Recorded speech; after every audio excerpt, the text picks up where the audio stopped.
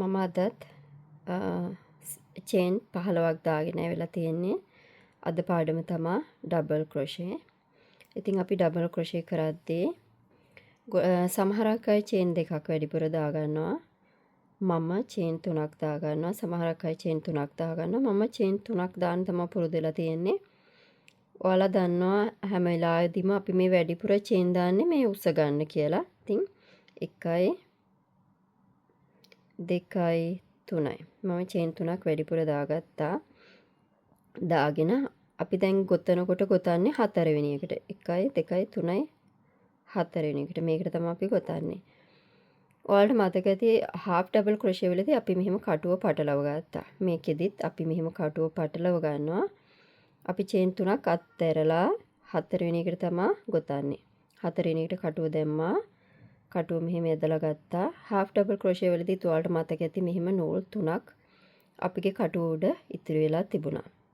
අපි මේකෙදි කරන්නේ මෙහෙම නූල පටලවලා මේ පළවෙනි දෙක විතරක් අයින් කරනවා.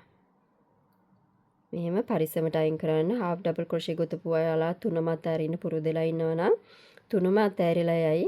අතාරින්න එපා. පරිස්සමට ගොතන්න. ඊට පස්සේ අපි මේ ඉතුරු දෙකත් මෙහෙම පටලවලා අරගෙන අතාරිනවා. මේක තමයි කියන්නේ ඩබල් ක්‍රොෂේ කියලා. අපි ආයෙත් එකක් ගොතලා බලමු.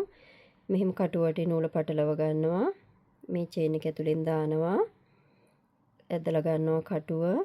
එතකොට අපිට නූල් 3ක් ඉතුරු වෙලා තියෙනවා. අපි ඔයාලට බය හිතෙනවා නම් මේ නූල් 3 අස්සෙන් මෙයයි කියලා මේ නූලට උඩින් ඔයාලගේ මේ දබර ඇගිල්ල තද කරගන්න. එතකොට ඒක ගැලවිලා යන්නේ නැහැ. ඊට පස්සේ අපි පරිස්සමට හිමීට අර දෙක අතෑරියා. ඊට පස්සේ මේ දෙක අතාරිනවා. අපි ආයෙත් කරලා බලමු. ඉතින් ඔයාලට මෙහෙම හුරු වුණාම මේවා ගැලවි යන්නේ අමාරු නෑ. ඔයාලගේ ප්‍රැක්ටිස් එක තමයි ඕනේ. ඉතින් අපි මෙහෙම ගොතාගෙන යනකොට මෙතන එනකම් අපි 15ක් ගොතා ගන්න ඕන. මම 15ක් ගොතාගෙන ඇවිල්ලා දෙවෙනි වටේ කොහොමද ගොතාගන්නේ කියලා දෙන්නම්. මම දැන් ඩබල් ක්‍රොෂේ 14ක් ගොතා ගත්තා. මේ 15 වෙනි එක ගොතන්න යන්නේ. 15 වෙනි එක මෙහෙම ගෙතුවා. ඊට පස්සේ අපි චේන් 3ක් දාගත්තා. මතක තියාගන්න සමහරක් අය මේකට චේන් 2යි දාන්නේ. ඔයාලට කැමති නම් දෙකක් දාන්න පුරුදු වෙන්න. මට මේ උස චේන් 3ක් දාන එකට සමානයි වගේ තේරෙන හන්ද තමයි මම චේන් 3ක් දාගන්නේ. ඔයාලට පේන ඇති මේ චේන් 3ට මේ 3 සමානයි. ඊට පස්සේ මම අතෑරියා. ඔයාලා හැම වෙලාවෙදිම මතක තියාගන්න ඔයාලා මෙහෙන් ගණන් කරන්න යන්න එපා. මෙහෙන් දාන්නත් එපා. ඔයාලා හැම වෙලාවෙදිම මෙතනින් ගණන් කරන්න. ඒකට ඔයාලට කවදාවත් වරදින්නේ නැහැ. 1යි 2යි 3යි තුන්වෙනි එක ගණන් කරලා 4 වෙනි එකට තමයි අපි ඊළඟ ගෙතුම කරන්නේ. අපි කටුව පටලව ගත්තා. 1යි 2යි 3යි 4යි. 4 වෙනි එකට දැම්මා. අපි ඩබල් ක්‍රොෂේ එක ගෙතුවා. එතකොට කවදාවත් වරදින්නේ නැහැ. දැන් ඔයාලා චේන් 2යි නම් වැඩිපුර දාගත්තේ. 3 වෙනි එකට ගොතන්න.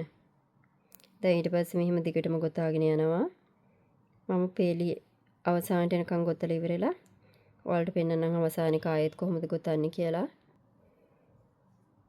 හැම වෙලාවෙදිම කවුන්ට් කරගෙන ගොතන්න. දැන් මම 14ක් ගොතලා ඉවරයි. 15 වෙනි එක ගොතන්න යන්නේ. ගොඩක් අය කියනවා වගේ මේ අවසානයකට ගොතන්නේ නැහැ. ඒකට අවසානයකට අපි අනිවාර්යයෙන්ම ගොතන්න ඕන නැත්තම් ගෙතුම ඇද වෙනවා. හරි. දැන් මම පේලි දෙකක් ගොතාගෙන ඉවරයි. ඊට පස්සේ තුන්වෙනි පේලිය ගොතන්න අපි මෙහෙම චේන් 3ක් දාගන්නවා. ඊට පස්සේ අනිත් පැත්ත හරවලා ආයෙත් කවුන්ට් කරන්න 1යි 2යි 3යි 3ක් ඇතරලා 4 වෙනි එකට තමයි අපි ගොතාගන්නේ.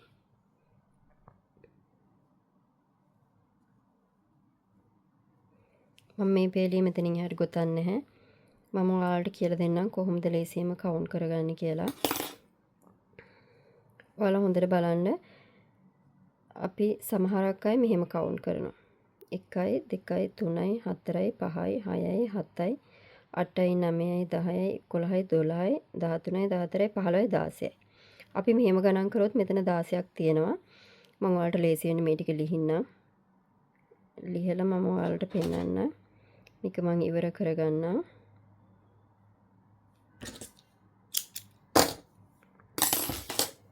හරි. දැන් මම මේ ගෙතුම ඉවර කරගෙන තියෙන්නේ. දැන් සමහරක් අය මෙහෙම ගොතනවා.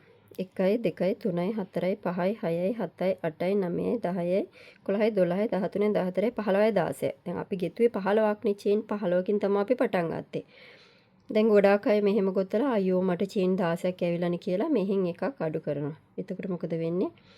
ගෙතුම ඇද වෙනවා. අපි හැම වෙලේම ගොතද්දී කවුන්ට් කරද්දී මේ උඩින් කවුන්ට් කරන්නේ. මේ V shape එක තියෙන්නේ.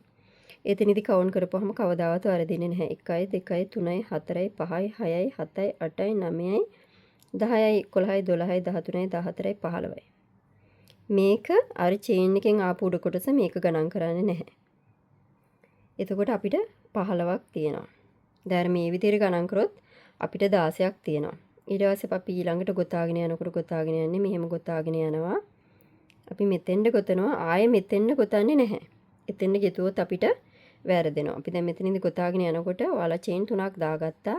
ඒ 3 අත්හැරියා. 4 වෙනි එකට ගොතා ගන්න පළවෙනි එක කියලා ගණන් කරලා ඊට පස්සේ එතන ඉඳලා 15ක් ගණන් කරන්න. එහෙම ගණන් කරපුවාම 1යි 2යි 3යි 4යි 5යි 6යි 7යි 8යි 9යි 10යි 11යි 12යි 13යි 14යි 15යි. 15යි මෙතනදී අවසාන වෙන්න ඕන. මේකට ගොතන්නේ නැහැ. මේක තමයි ගොඩාක් අය වරද්ද ගන්න. ඊට පස්සේ අපේ ගෙතුම උඩට උඩට ගොතාගෙන යනකොට මෙහෙම ඇද වෙනවා. එතකොට හරි කැතයි. මේ ටික වරද්ද ගන්න එපා. මේ ටික වරද්ද ගන්න තෝ හරියට ගොතාගෙන යන්න. මං කියපු විදිහට කරොත් ඔයාලට කවදාවත් වරදින්නේ නැහැ. ඉතින් අපි ඊළඟට ත්‍රිබල් ක්‍රොෂේ ඉගෙන ගන්නවා. ඊට පස්සේ අපි මැජික් රින් එක ඉගෙන ගන්නවා. එතකොට බේසික් අපි ඉගෙනගෙන ඉවරයි. ඉතින් ඊළඟ පාඩමේදී හමු වෙන බලාපොරොත්තුෙන් මම ඔයාලගෙන් සමු ගන්නවා. සුබ දවසක්.